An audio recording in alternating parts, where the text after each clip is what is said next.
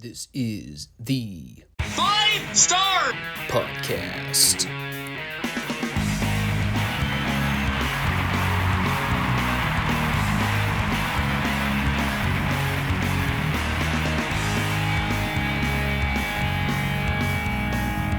Let me talk to you.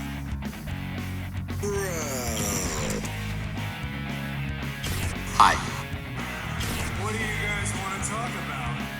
This is such good shit.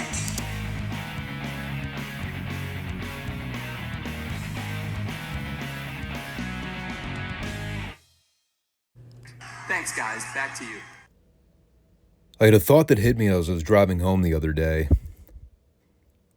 We're in the thick of this heat wave in the northeastern region of the country. Wouldn't it be painfully ideal the moment we actually got a little bit of rain, the electricity would go out? Boy, I'll tell you, man, they should pay me to be a meteorologist. The one time in history where somebody would actually get a prediction correct. I'm not kidding you, literally. The moment I sat down to eat dinner the other night, bam, power goes right out. I'm like, you've got to be kidding me. Luckily, my food was somewhat hot. By the time the power came back on, it was like pushing 9 o'clock. I mean, I already finished by that point, but it was like, you know, I never realized how hard it was to actually eat in semi-darkness. Thank God it's still summer. Still get a little bit of artificial light before like 10 o'clock. But yeah, that was an experience. So we're here on Friday morning. It is time for another installment of how in the world are we still talking about all this classic wrestling?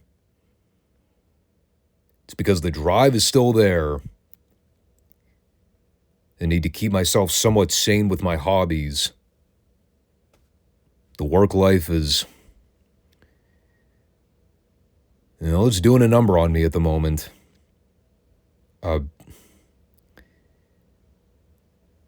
I don't know. I've been contemplating a lot of things in my life recently. Think I'm about due for a change. Thankfully, I can block out some of the other nonsense and actually talk about stuff that I'm still passionate about. For God knows what reason. I don't have a lot to hold on to. It's music and pro wrestling. The only two things that have stood by my side my entire life. And it's funny too, because this is the week where after I got done watching all the shows, I was like, boy, that Midsouth and World Class show were really dang good. Crockett I'll talk about in a minute. That one wasn't so good.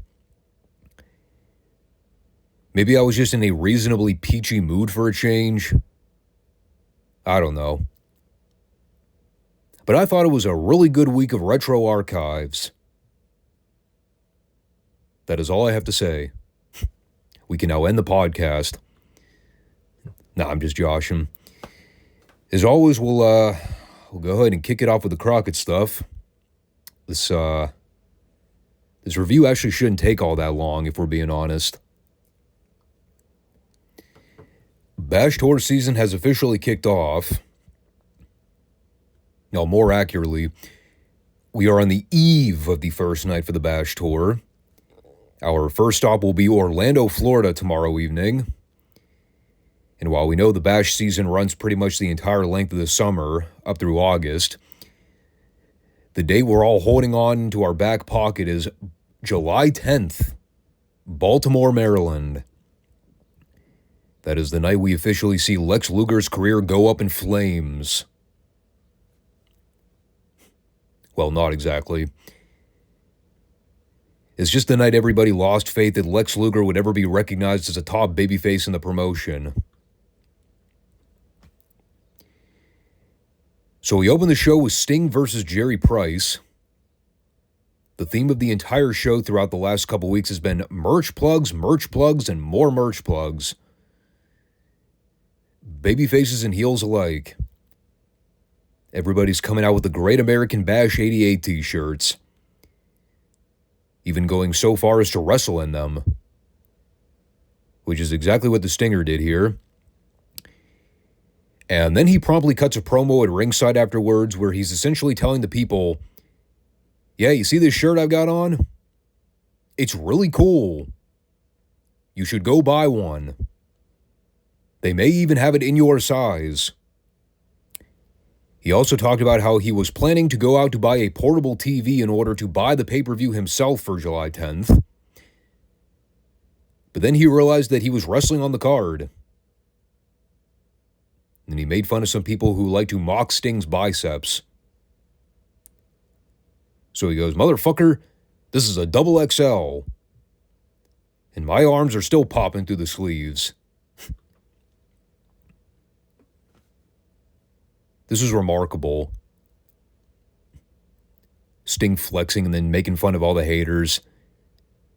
Saying the shirt fits me great. But for all you spaghetti arms out there, not as much.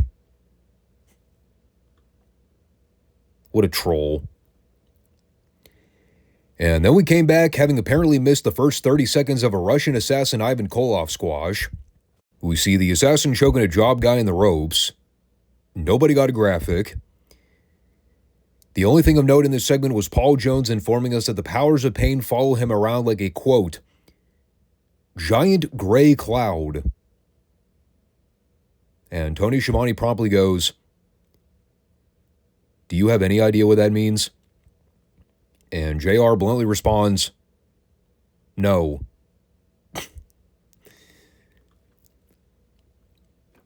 Tony, man, JR is the best part of this show some weeks.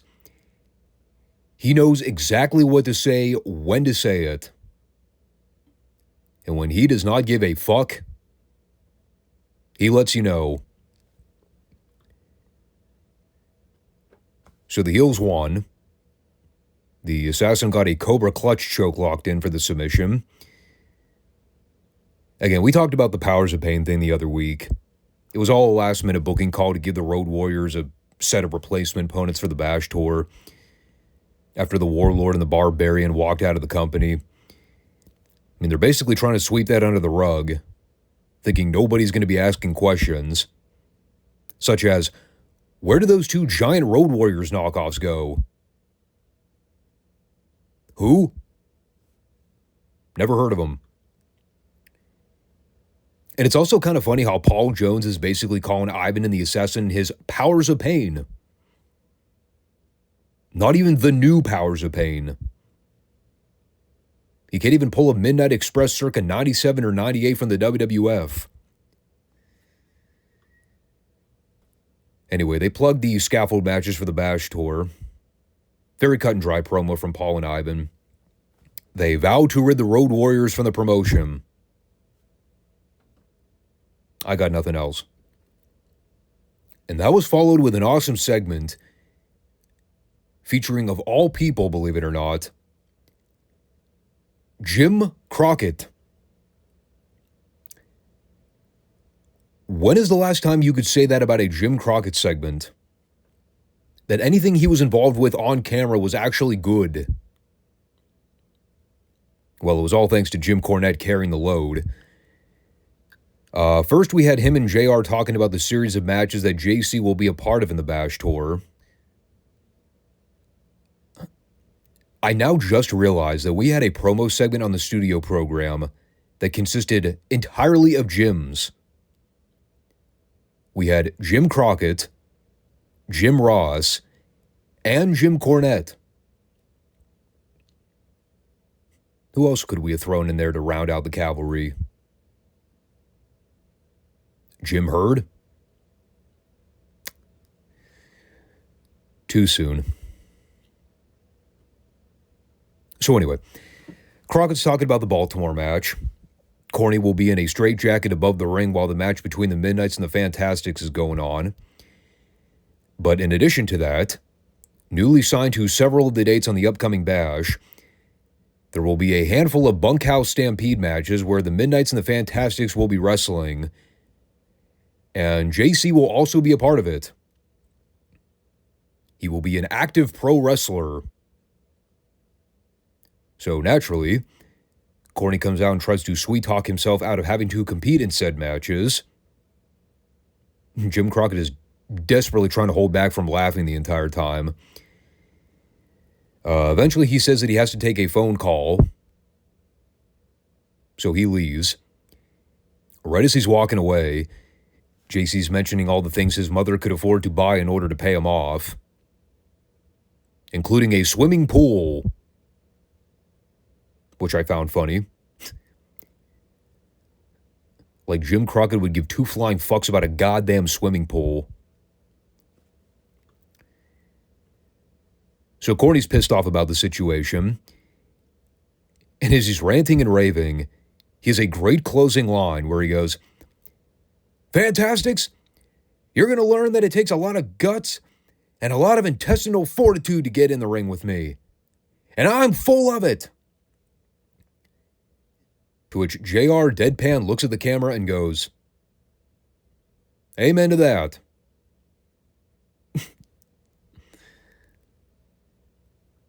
I'm telling you, man, these two need their own sitcom. Jim and Jim. The one thing that could have single-handedly saved this promotion. Jim Ross and Jim Cornette bantering back and forth for an hour. That would have been the greatest show of all time. And they took it away from us. The rat bastards. And they actually immediately followed that by bringing in Magnum TA for a promo. Always good to see Magnum on the show.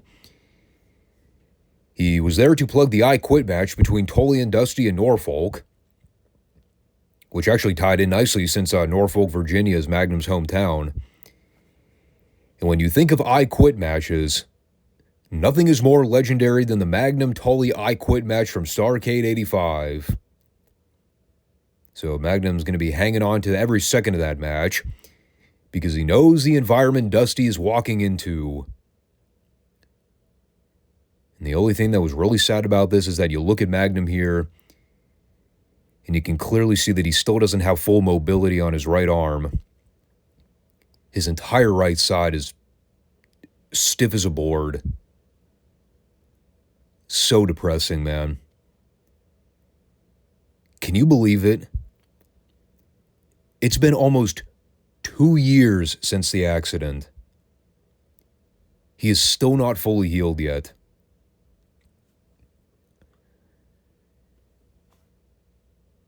So then we go to the ring for a 6-man tag.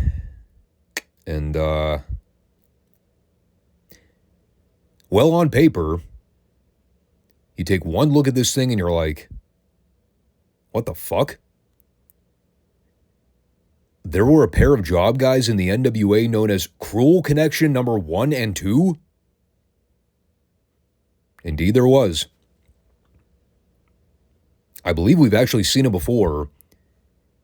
They're the two guys in all green bodysuits. They look like radioactive Ninja Turtles. So it's those two and Max MacGyver versus the Lightning Express and Kendall Windham. Quite a random match. I mean, it was okay. Nothing to really write home about. Good wrestling from the babyfaces. Windham ended up scoring the win with a bulldog on MacGyver. The bigger story here was Magnum staying out on commentary with Jim Ross so he could share his insight on all the big matches for the Bash. It was not the Magnum of old when it came to those Spitfire babyface promos we heard once upon a time, where he was just talking his ass off week after week. But he could still deliver a message. It was just a casual back-and-forth conversation with Magnum giving a sports insider analysis. Kind of neat. I mean, he was staying in character and giving his opinions on who he thinks is going to win the big matches, but, He's also making sure to put over everybody involved in the various storylines, talking to us why they should matter and why we should be caring. It is one of those segments where you look back and wonder, why were they not pushing to have Magnum as a full-time color commentator? I mean, God bless David Crockett, but the bloom has long since been off the rose with him. I mean, you know what you're getting with David commentary. Look at him. Watch him now. Oh, man. This is great, Tony. I think we about covered all the bases, right? Fill in the blank mark out comment for one of the baby faces. He is basically a walking parody at this point. So then we transition over to Chattanooga, Tennessee for a Dusty pre-tape. He's doing the generic poster boy bash tour plugs to get over all the baby faces. Gotta hype the fans up and get them on their feet. While at the same time calling Barry Windham a yellow belly coward. But he's putting over Sting, Nikita, and the Road Warriors. The inflection. He says that the summertime is hot, hot, hot, if you will.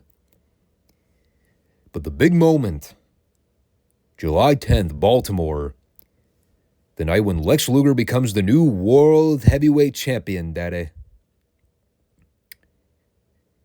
And then he proceeded to quote Bob Dylan. It's like I always say with Ric Flair, ain't nobody else like Dusty. He was a walking captivation magnet. It's probably why I'm always paying so close attention to Cody's promos. I mean, he's certainly not Dusty when it comes to that level of charisma and drawing ability. God, there are so many Dustyisms whenever I hear Cody talk. I'm always fascinated when he comes out. The cadences, the delivery, the punctuation. I really would like to see somebody create a split screen of Cody and Dusty promos side by side, kind of comparing them so people can actually see it in plain view. I mean, they're so different in personalities, but so similar. So from there, we go back to the ring for Scott Putski and Dave Isley. A very young Scott Putski. Holy cow. I mean, I forgot what he looked like prior to all the mass bulking he did later on in his career. Doesn't even look like the same fucking person. I mean, he was still in remarkably good shape here, but this is, what, maybe a year or two into his training? I think he played amateur football pretty early in his career, right? Then his father got him into the business sometime in the last year. Never really had an extensive career. Although he did work for both major American promotions at various points. Which is an interesting little nugget of history, I guess. He would work some underneath matches for the WWF in the early 80s. Later on, I think he worked a handful of job matches on Nitro during the height of the Monday Night Wars. His biggest claim to fame, I think, was working in Dallas. The short-lived run in Joe Pedicino's Global Wrestling Federation. He worked down there for a few years. Obviously, it's another case of a second-generational talent trying to get into the business and not really resonating the same way as the first generation did. I mean, it wasn't a Gene or Kelly Kiniski case, but, I mean, he certainly wasn't the second coming of The Rock. I was just baffled by how small he looked here. Especially when you look at some pictures of him later on when he was like twice the size he was now. I mean, you could blame the substances all you want. I have no proof of that being the case. I just kind of presume most people were on the gas by the 80s and 90s. But maybe someone else knows more about the backstory of Scott Putski's personal life. He can fill me in with the details. He went over here with a semi-botched flying headbutt,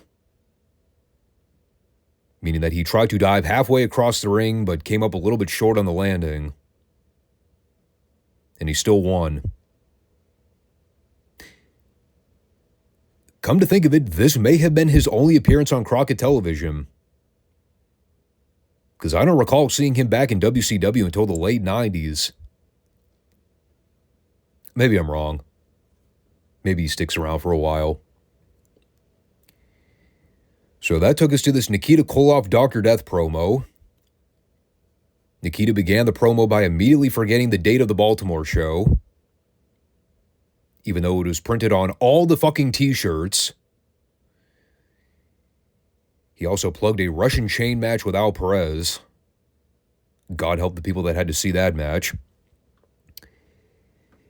And then Steve got on the stick and managed to drive the segment further into a hole. He's just out there dying on the vine for a solid minute, trying desperately to talk about Mike Rotunda and the TV title.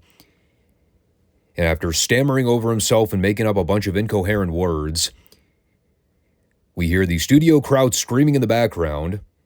And that is when David Crockett interrupts Dr. Death to say, "Oh, look, the Road Warriors." I cannot confirm. That may have been unplanned. This segment was dying such a miserable death. Dusty may have just said, "Hawk, Animal, get the fuck out there and save this shit." And so the Road Warriors ran out and immediately steamrolled over a couple job guys. And they cut off Nikita and Dr. Death mid-promo. Not a moment too soon, because good God, that was terrible. Animal's mohawk has now grown about 6 inches since the last time we saw him on TV. I do not remember Hawk doing a single thing in this match. I think Animal just killed a guy with a lariat and won. They may have not even been booked to wrestle this week. Dusty just sent them out there to stop whatever in the fuck was happening in the previous 60 seconds. And then we went to ringside to hear them scream about Paul Jones and the Russians for a while. Animal's out there talking about how Paul has spent the last 3 years trying to cultivate armies of goons to take out the Legion of Doom, all of whom failed. He's not wrong. He actually outright mentioned the name Vladimir Petrov. Forgot all about that numbskull. The fake Russian they brought in to replace Crusher Darso after he left. It's a shame he didn't give Tijo Gijo a plug. And then Hawk did a promo talking about how the Tower of Doom is the pinnacle of pro wrestling. He said that with a straight face. I laughed. He also noted here that the Legion of Doom is, and I quote, "always coming strong." I think I will just leave that one alone and let you fill in the gaps. Yeah, that's pretty much all I got out of it. Tower of Doom. Road Warriors don't give a fuck about anything. They come strong. And something about snacking on danger and dining on death. Nikita Koloff versus Ryan Wagner. It went 60 seconds and Nikita won with a sickle. And then we went back to the interview booth for a Mike Rotunda Kevin Sullivan promo. And this was the point where I noted, this show is very quickly falling off the map and we still have another 20 minutes. Spoiler, it did not get any better after this segment. Because no sooner should I say that, Rotunda then proceeds to say the following words, and I quote, "I'm going to put the TV title up any more times. than any other times before. I face-palmed. I immediately stood up to take a walk. And I have no idea what else happened in this segment. That one quote ruined me. I had to go splash some water on my face. I was so over it. I was just wondering, how in the fuck did they decide to let Dr. Death and Mike Rotunda speak in almost back-to-back promo segments? Who in their right mind thought that was a remotely good idea? All I remember here is that Sullivan screamed about the Tower of Doom. He called Patty a liar, and he said that all women lie and we should never believe them. Word. That may have been the wisest thing anybody has ever said on a wrestling show. And you can take it at face value. If Kevin Sullivan is talking about women betrayal, you best believe he's telling the truth. So on the topic of the show going to hell in a handbasket rather quickly, we then went back to the ring for the Sheep Herders versus the Italian Stallion and Rick Allen. The only thing I wrote down here is Tony Schiavone trying to pronounce New Zealand Haka. And then after JR asked him to repeat it, Tony actually did. Probably because JR wanted to hear him make an ass out of himself again. And then they immediately cut to commercial. Here's everything you missed. Terrible match. Went on for an eternity. Sheep Herders won with a botched double gutbuster. And then there's almost an immediate cutaway seconds after the pinfall. And that is not an exaggeration. It was double gutbuster, 1, 2, 3, and the split second Teddy Long's hand came down to count the 3. Immediate fade to black. At which point we come back to hear the New Zealanders rant about the Rock and Roll Express for 5 minutes. Which, by the way, I would like to point out, Ricky and Robert made their return in that 20-second interview with the Miami Clash of Champions. They have not been seen one time on the studio program since. Not one match. Not one promo. Not a video package. Nothing.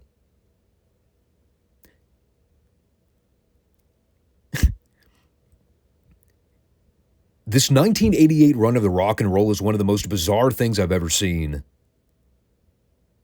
They're in, they're out, they're there, they're gone. It's so random. But apparently they are still feuding with the Sheepwhackers. That is a feud that has been ongoing since the start of the Cold War. And it's never been interesting. That's the ironic part. That took us to Tully and Arn versus Joe Cruz and Tony Bowen. A match where J.J. Dillon spent the majority of the commentary talking about the Temple of Doom. Because even he had no idea what the stupid match was called. Never mind Tully and Arn defending their world tag titles against Sting and Nikita in Baltimore. Nobody gives a fuck about that match. That's just mid-card stuff, brother. I mean, at least he bothered to plug a couple war games.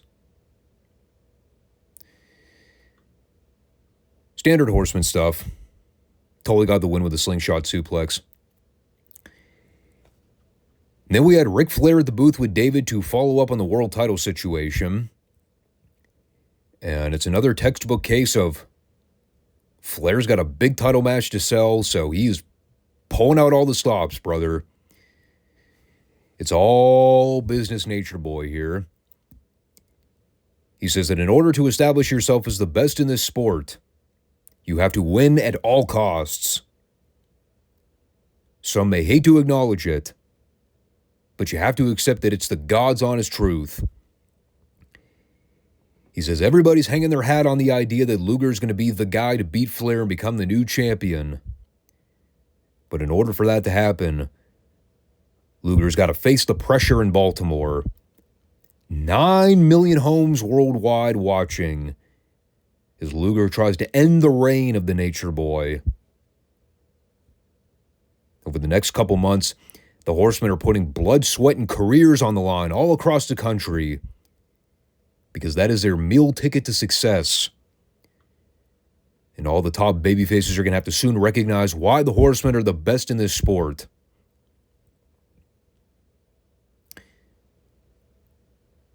I would like to also point out, Ric Flair was wearing a lavender-colored polo for this segment. I can probably count on one hand the amount of times I have seen Flair in anything other than a suit and tie on this show, unless it directly involved wrestling gear. It was so odd seeing him this dressed down, but he was still Ric goddamn Flair.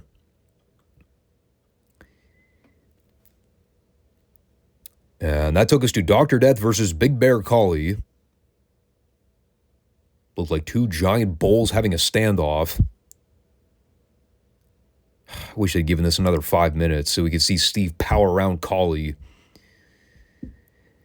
But it only went like a minute before he hit the Stampede and won. Still impressive seeing Dr. Death power up Khali in a front power slam position. Just scooped him up like he was nothing. I mean, Big Bear Khali had to be at least a solid 280. Maybe even pushing 300. Nope. Steve just picked him up like he was a sack of potatoes. No problem there. It almost made up for that appalling promo he cut earlier. What wasn't appalling was the Luger promo that followed. This was, well,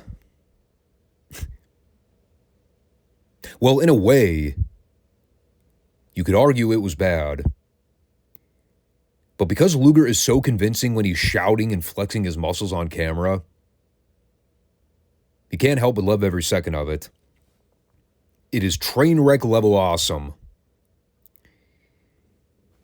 He explains that Ric Flair has to survive 60 minutes with Luger on July 10th. Nobody's pressing charges.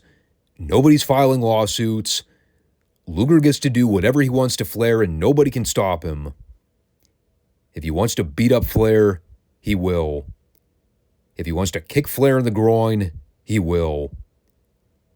If he wants to pull out a pistol from under the ring and shoot that SOB point blank in the middle of the forehead, well, that might not get over so well. I did love, as Luger is talking about all the obscene things he could potentially do to Flair, he chose that particular moment to remove his shirt and flex for the camera.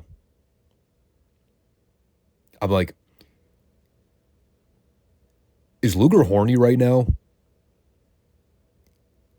He seems overly enthusiastic about spending an hour with Ric Flair in a wrestling ring, saying that he's going to do God knows what to him. Something tells me this could have been taken several different ways.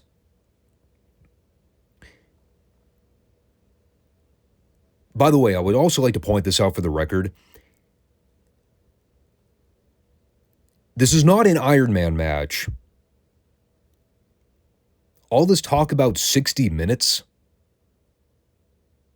would that not imply that the match is supposed to go that length? To my knowledge, I don't believe that match goes 60 minutes. Because I remember that finish crystal clear. It was not a time limit draw. Somehow they've gone to promoting this match like it's going to be a 60-minute Iron Man. No idea where that came from. But, now then we had Barry Windham and Bobby Rose in the main event. which Barry won in like 30 seconds with a superplex. And it kind of set up a quick promo afterwards where JJ plugged the Bash Tour one last time. 9.7 million homes. It was a common recurring theme throughout the program. And he basically noted that the Horsemen are going to be front and center for all the dates. They're going to walk in with the gold and they're going to leave with all the gold. The way God intended. Not to try and gloss over everything at the end there, but yeah, I would say the show rapidly fell off a cliff in the last 20 minutes. I don't know what happened there, but it was just one nothing happening segment after another, dude. Bad promos and squashes that you had no reason to care about. I mean, outside the Flair Luger material, that was a tough final hour to get through. But again, we're kicking off Bash Tour season starting in Orlando, Florida the following night. And it's pretty much smooth sailing until we get to July 10th in Baltimore. And that's when all the drama goes down. Keep that date in your memory. Do a better job than Nikita did. Because he totally forgot. And or didn't care. It's hard to tell. So as usual with Midsouth, they throw a lot at you from the beginning of the show. So there's a lot to unpack. In addition to several of the big stars that were in action on this week's program, one of the key stories surrounded the Rat Pack. We've had the ongoing issue with Ted DiBiase, where he's been going around feigning a wrist injury, trying to weasel out of having to defend his half of the Mid-South tag titles. And they've been covering for this by saying that DiBiase's hired a power of attorney to prevent Mid-South from stripping him and Mr. Olympia of the belts. That power of attorney, aka insurance policy, being none other than General Skandar Akbar. So that's why he's had Boris Zurkov come in. He's been filling in as DiBiase's replacement for their team. And originally those two were supposed to defend the belts against Johnny Rich and Hacksaw Duggan this week, on account of those two scoring a victory over the champs the other week on TV. However, now DiBiase is claiming that he doesn't trust Zurkov to effectively defend his half of the titles without fucking up, basically. Because, you know, Zurkov sucks. Which is also an ongoing story of the Mid-South reviews. Looking back and remembering how horrible Boris Zurkov was in the ring. So we're still dealing with those politics. Meanwhile, we also have Skandar Akbar doing crossover work in Dallas around this period, which brought back a fun trip down memory lane. They aired the really wacky pre-tape where Bill Mercer and Devastation Incorporated met off grounds of Akbar's estate. They were in the jungles of Uganda, presumably to get a closer look at Kamala, because it was ever so important that we see Kamala in his natural habitat. And along with the crew, we also got, I believe, our very first look at Friday, the caretaker. I forget who the other manager was. And we also had the Mongol. Good God, talk about more blasts from the past. That is a name I have not thought about in a solid year and a half. The Mongol. Yeah. Who could ever forget that dinger of a world-class run back in '83? Whew. That was a rough patch. And that was during the glory period. It's funny, though, because I explicitly remember this pre-tape. If only for one particular moment. And it's toward the very end when Kamala comes into the shot. And Akbar's warning Mercer not to disturb Kamala, because he could snap at any moment. So like a fucking dolt, Bill Mercer tries to stick the microphone directly in front of Kamala's mouth for comment. And folks, you'll never guess what happens. Yep. Kamala shoves Mercer. He takes an incredible bump off camera and falls right on his ass. And then presumably Kamala eats the camera guy. As Mercer shouts off set, "Look out! Watch out! Move out of the way! He's dangerous!"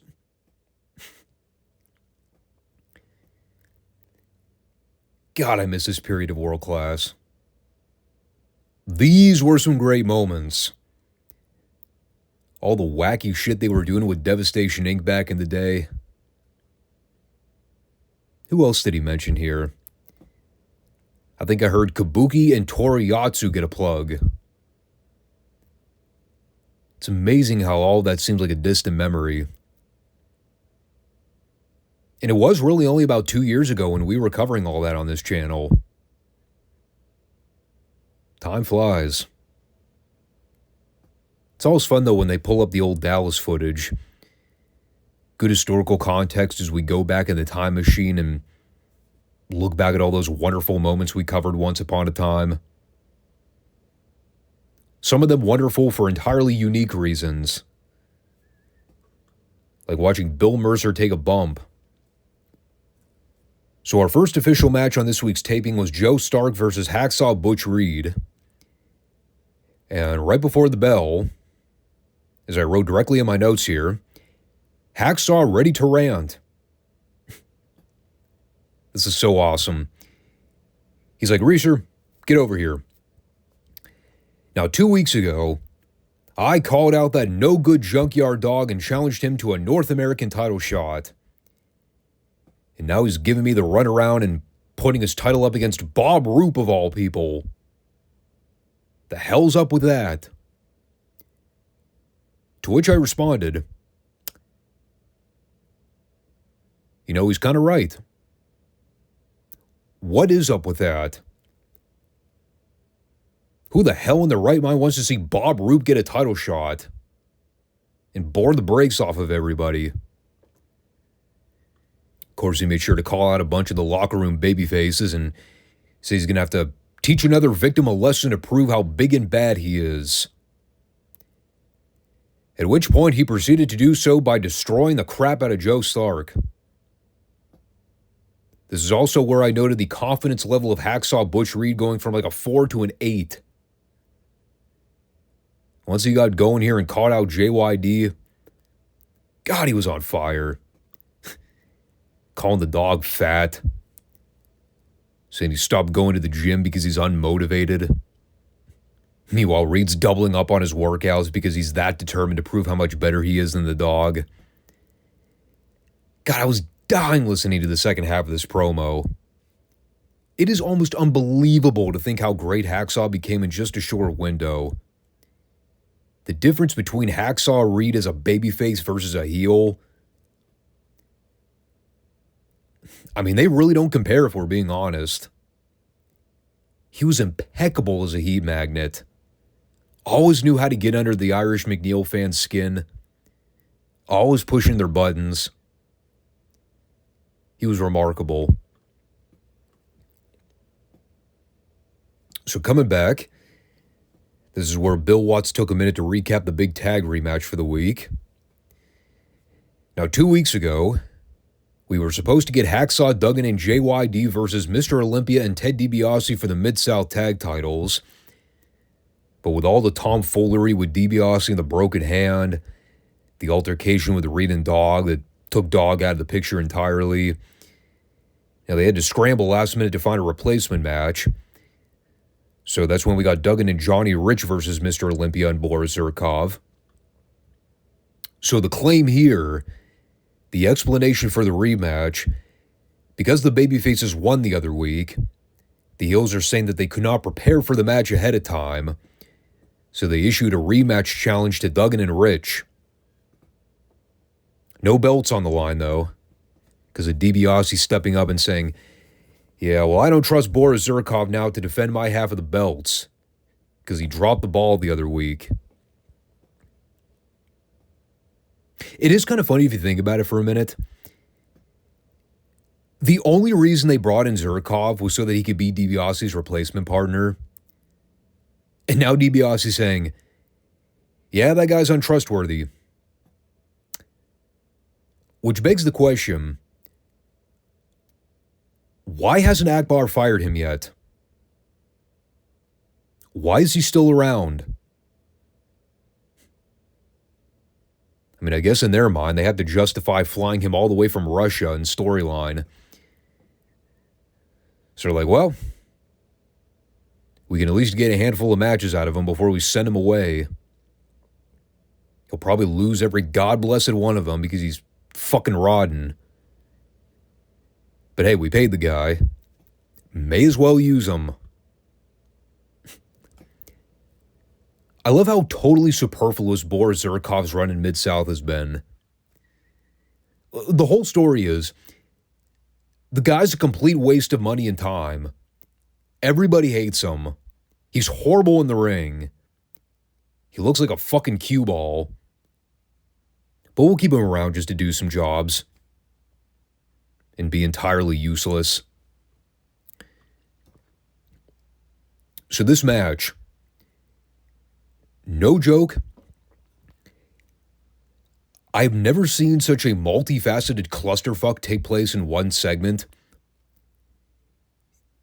Yet it still turns out great by the end.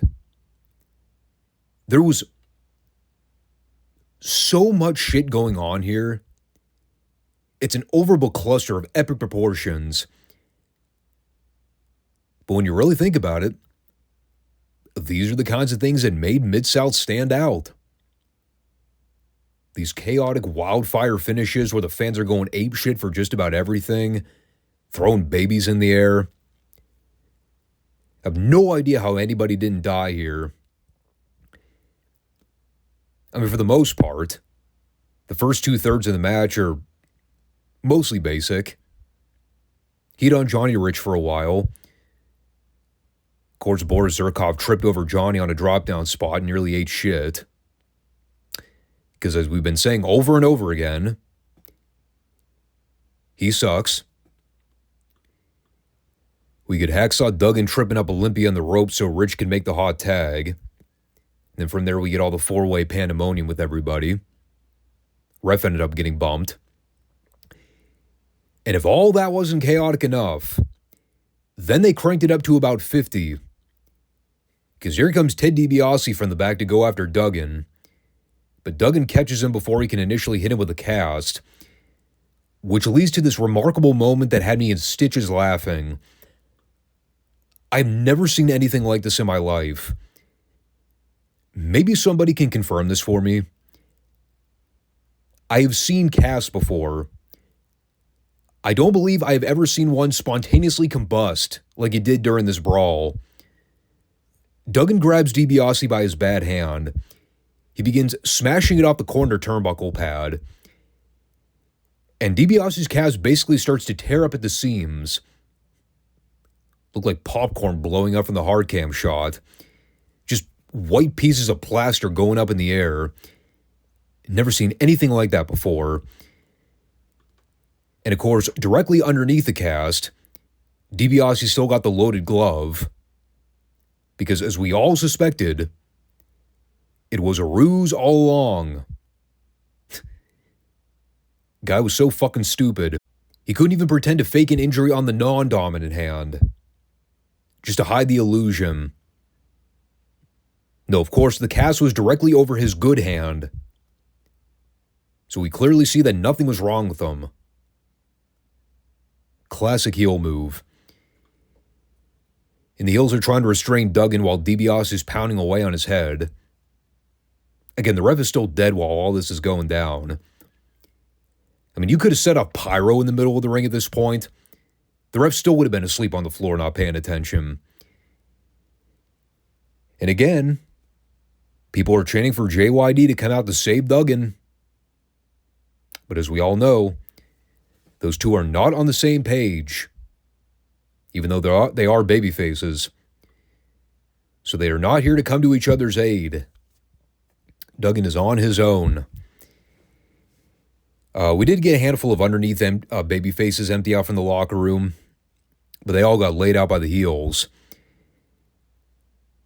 And I don't exactly remember how they all set this up, but my final note for the segment reads as follows, and I quote, "Lol, Boris Zirkov eats the pin again." Because of course he did.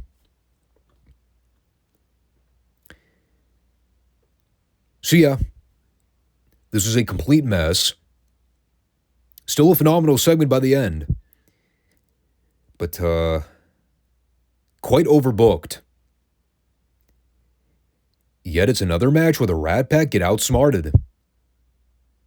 All these attempts at DiBiase trying to pull one over on the babyfaces. All of his plans are backfiring.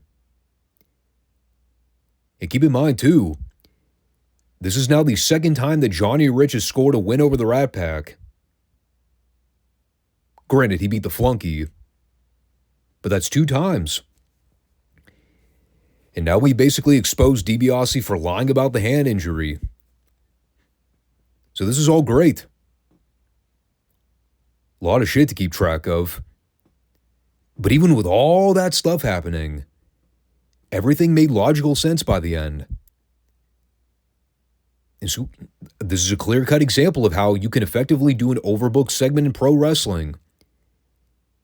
You throw a lot of crap at the wall, but you still make sure everything ties together in some way. You know who the good guys are. You know who the bad guys are. You work the angles in that you need to in order to get the story across. And you make sure the end goal is loudly stated. Here, it was Ted DiBiase got exposed for lying about the hand injury, which we all knew about. But at least now it's caught on camera. So I love this. Awesome segment. No complaints. And then we came back for kind of a highlight montage of some recent King Kong Bundy matches. We saw a match he had with Wrestling 2, which, looking back, that may have been the week we didn't review the TV show, because I don't remember that match at all. I especially don't remember him pile driving 2 on the concrete.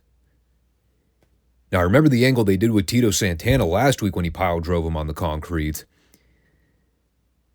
But that might be the explanation for why we haven't seen 2 on TV for a while. Because Bundy spiked him on the floor with a pile driver. Well, that'll put a dude on the show for a little bit. I mean, I would have remembered that match had I seen it. If I did review it, I apologize. Must have been going back a while. In any case, we had Wrestling 2 and Arn Anderson in a match this week. And the story here is that 2 just won the national heavyweight title in the Omni the week prior. So even though this is a non-title bout, he was still out with the belt this week. I was more fixated on Arn standing in the ring with a fedora on. I'm happy to say this look did not last long. Didn't think there would be anything less appealing than seeing Double A in a fucking fedora. But that look,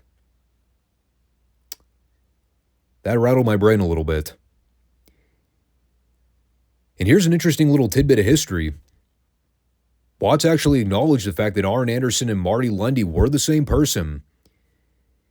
But by this point, we knew about the kayfabe familial ties with Ole in Georgia, him being Ole's uncle, which did change later on. But the deal is that Ole sent Arn out to wrestle before they drew attention to the family tree. And this is the first time he actually went by Arn in Midsouth. It is kind of cool how they acknowledge that story, though. Really good TV match, too. This was definitely the card where you could boldly recognize him as Arn Anderson. Put all that Marty Lundy nonsense to bed. Arn's out there bumping his ass off for 2. Selling is on point. Got the chance to get a little bit of heat on 2 after he ducked a running charge. But that critical error, him going after Two's mask. And that cost him. Arn did not do his homework. You do not go after Two's mask, or you pay for it, brother. So Two made the comeback, ended up going over with the running knee lift. Really scary bump, too, where Arn almost didn't clear the landing on a back body drop. He came down and landed right on the back of his head on the mat. Looked really nasty. But man, we always talk about the progress a lot of these future stars made in just a short time period. Arn's got to be the poster boy for quickest rising success in wrestling, dude. I mean, the difference between AA in January of 83 compared to June of 83, they're like watching two entirely different workers.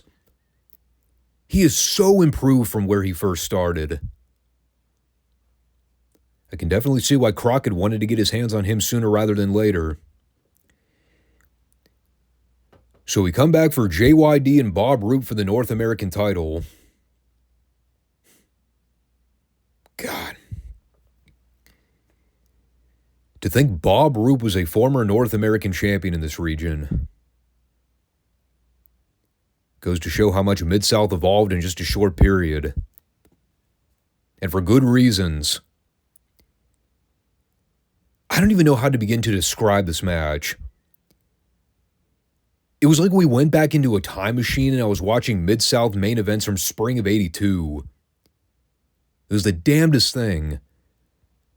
Bob Roop and the Junkyard Dog for the North American Championship. The fuck is going on here? It's the most generic big guy match you've ever seen. I'm just thinking, all that amazing hot material we just saw in the previous 30 minutes were in the last 5 minutes of remaining airtime.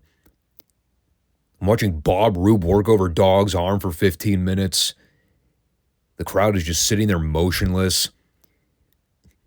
And then the most amazing comeback of all time. Keep in mind when I say this, this was the setup to Dog's comeback. Bob Roop pile drives the Dog once. He gets a near fall. He then proceeds to try to pick Dog up for a second pile driver, at which point, Dog completely no-sells the first one. He backdrops Bob Roop overhead. He begins running wild on him for about 30 seconds. And then he just scoops him up and hits the thumper for the pin.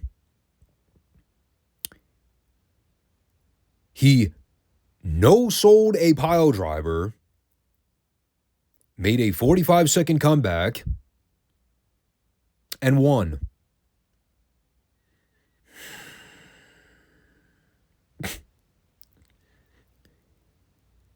I mean, God bless JYD. I love the guy, but seriously, what the fuck? The only wrestler in the world that could pull that off and not get fined for it. Well, at least in Mid-South. Other top guys in the various regions could probably get away with it too. But like, I don't know. It was so wacky. But at least it was short. And then we just randomly went back to regular Mid-South programming here. Mil Mascaras versus the Super Destroyer. Or as Reeser called him, that great Mexican superstar, Mil Mascaras. Just that one great Mexican star. Apparently he was the only one. So, well, here's everything that happened. I'm not making a single thing up. They go approximately 1 minute. Mascaras did about 50 high-flying spots in a row. He hit Destroyer with a crossbody dive from the top rope, and he pinned him. 60 seconds. In and out. This was indeed what you would coin a smash-over win.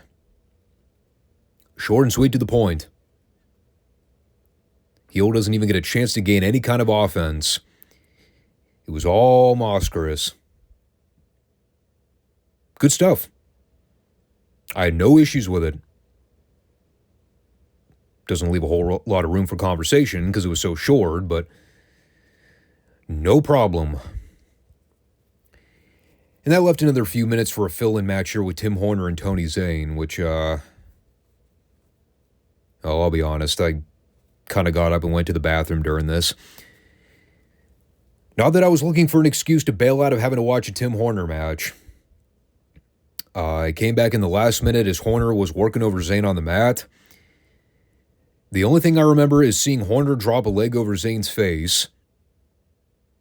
And then 5 seconds later, I heard the bell ring. And Horner was announced the winner.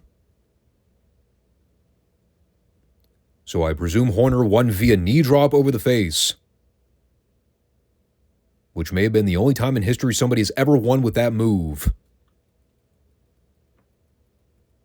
Again, though, standby match.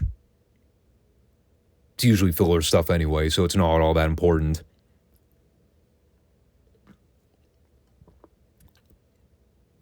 They did, however, announce for next week's card. We will be getting Hacksaw Duggan and JYD versus Ted DiBiase and Mr. Olympia for the Mid-South tag belts. For real. No excuses this time.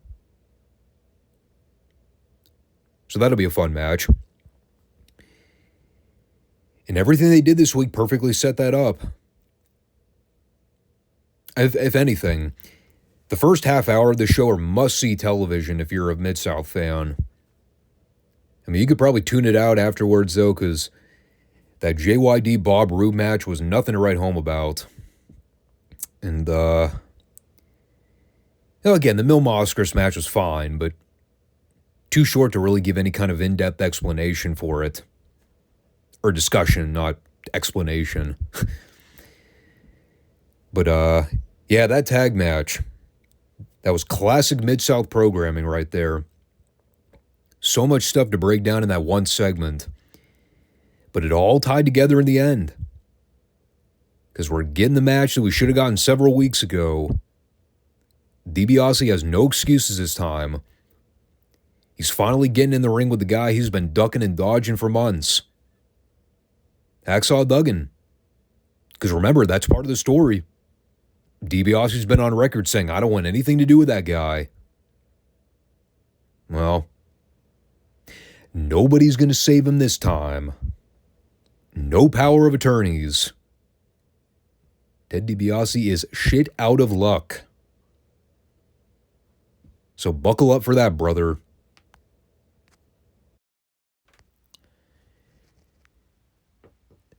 And now turning to the next chapter in World Class,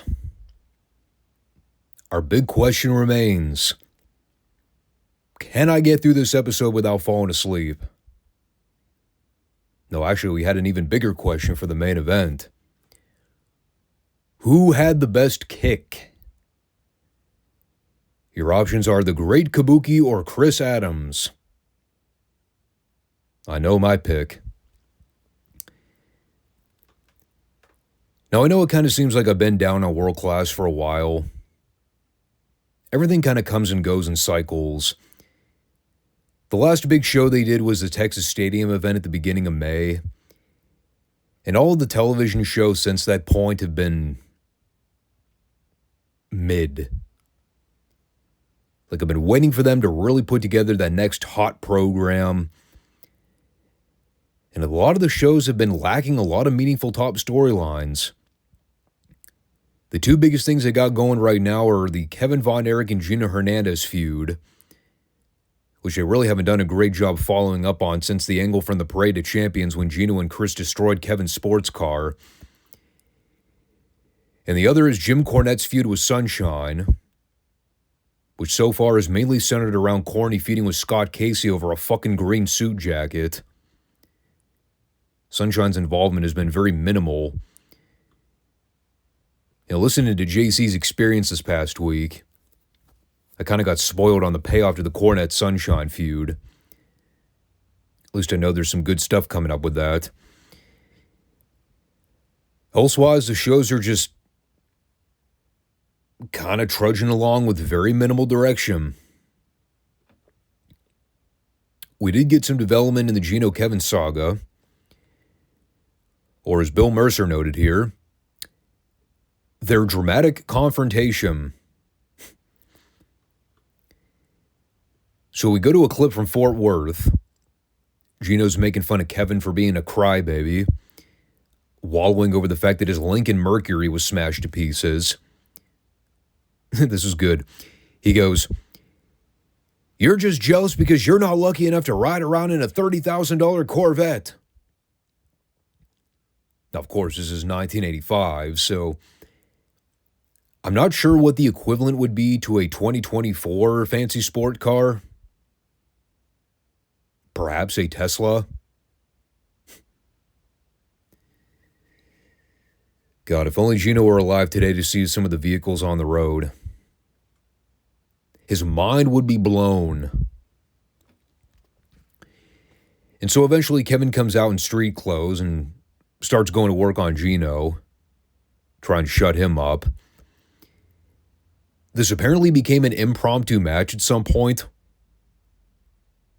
Not that it meant anything, because the whole fight went like 2 minutes before David Manning just threw it out and the rest of the locker room ran out and tried to break the fight up. I mean, they basically had an old school territorial riot. And it was awesome because the fans were totally into it. And there was a lot of stuff happening here. You'd Chris Adams getting involved. Kerry joined the fray a bit later on. Pretty much all the officials emptied out from the locker room. I actually noted here, this is the only street fight in wrestling history where the only person to blade in the entire segment was the referee. Fucking David Manning's out there with this giant gash on his forehead. I'm like, what an attention hog. Of course David was going to bleed during this fight, going into business for himself. It's a great brawl, though. I mean, this is the angle they needed to shoot at the Sportatorium like a month back. I don't recall if Mercer mentioned the date for when this was taped, but this needed to happen way sooner than it did. Just to remind everybody how heated this feud still is, instead of letting it cool off for the past month and a half. I also love the spot during this brawl. The babyfaces finally run the heels off. The camera guy is filming Chris Adams on the floor.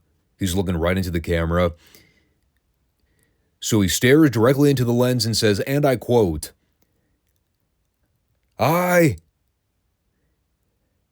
hate the Von Erichs." With much disdain. Had to make sure he emphasized the word hate. And yeah, they really milked the hell out of this angle. I mean, this went a good 10 minutes before cooler heads prevailed. And they were able to send the Von Erichs back to the locker room. But the last thing they did here was give the heels the mic one last time. And they challenged the Von Erichs to a tag match. Any kind of stipulation they want. The only caveat is that there must be a winner. So I'm assuming that will set up something for the July 4th Star Wars event, because that is their next big special coming up in about a week. Took a long time for them to get to this point, but they finally shot the big heat angle to generate excitement for this program. Again, no idea why they spent the last month completely ghosting this feud and barely ever touching on it. But there you have it. It is, well, soon to be set in stone.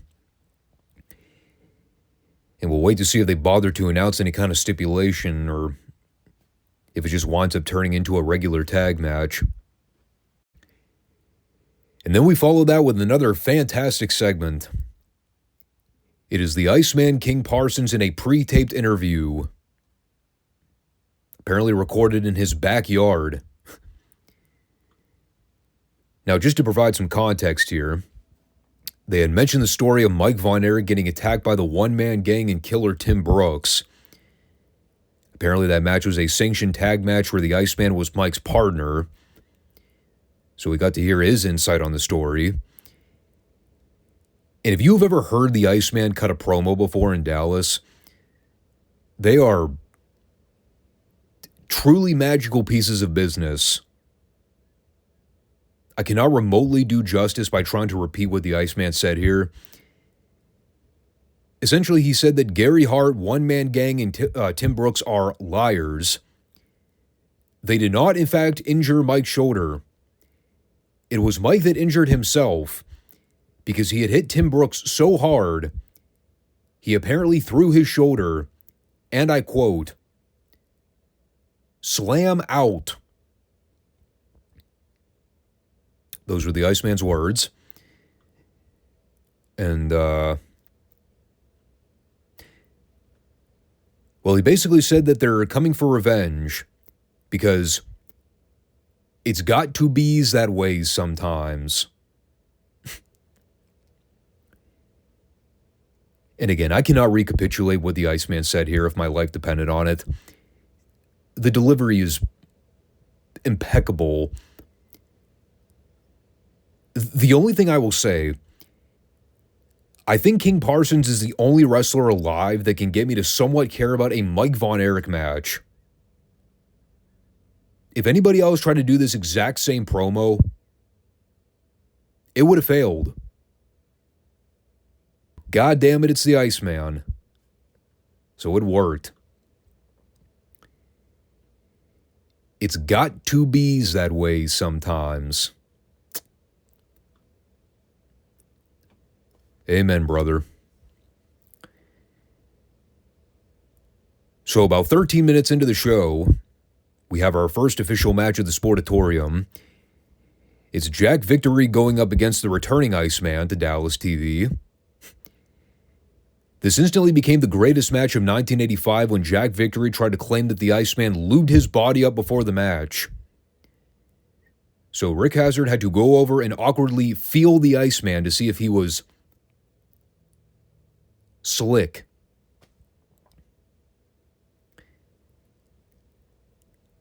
How in the fuck has nobody else tried to do that spot during a match in 2024? I've seen heels claim tight polling and hair grabbing. The baby oil accusation. Now that is something I have not seen in a while. It's a fun match. Iceman's offense is a little unorthodox, but people dig his work. Victory ended up posting himself in the corner so Parsons could make a comeback. This was also where I noted how sweaty Jack Victory was by this point in the match. He was quite moist. And then Parsons fired up and he won with the hip attack. Pretty straightforward little match.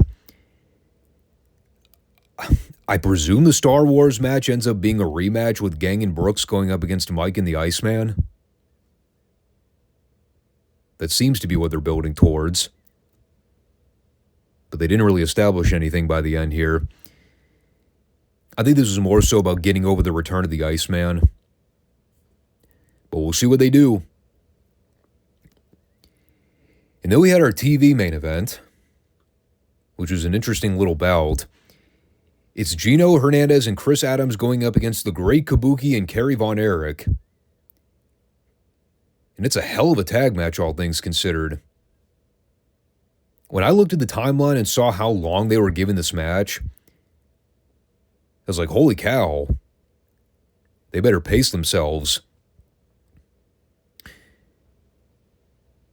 So, of course, they proceed to go 100 miles an hour from the opening bell.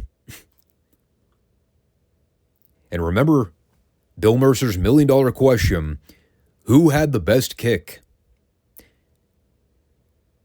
Well, we got our answer less than 5 minutes in. It was Chris Adams. He lit up Kerry with one of the best super kicks I've ever seen. They showed a replay of it. It looked like Chris killed this fucking guy. Holy shit. Shawn Michaels never hit a super kick that good. The only thing that ruined the moment is that it wasn't the fucking finish. Should have been. And then Kabuki hit Adams and Gino with a super kick a few minutes later, and I was like, not as impressive. Really good main event, though. Steadily back and forth with both teams. Pretty lengthy heat sequence on Kabuki in the middle there before Kerry got the hot tag. And the heels tried to cut off Kerry as he went to tag back in Kabuki toward the finish. They do the usual four-way schmoz deal. And, well,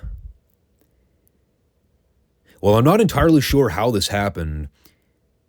Somehow Kerry was tagged back in during a spot that I completely missed. And then he just nonchalantly rolled up Gino and pinned him while Kabuki and Chris were fighting in the opposite corner. Total mess at the end there. But at least the heels got a modicum of heat back by super kicking Kerry in the face. It was funny because Kerry gets on the house mic and goes, "We're going to beat you at Star Wars just like we beat you tonight. And then Kevin and I are going to destroy your Corvette, Gino." And this was too much for Gino to handle. He was like, "Motherfucker, you even think about touching my car." Then the heels wiped out Kerry and Kabuki directly thereafter. It did kind of make Kerry look like a goofball for just standing there and eating a thrust kick. Like, you saw it coming. It was in plain view. But again, the heels needed to get something out of this. Elsewise, they pretty much nullified any reason for there to be a tag match. I mean, we all know World Class loves putting over their baby faces, but even the bad guys need to get a last laugh every now and then. You know what I mean? Overall, though, really strong episode to sell the big event next week.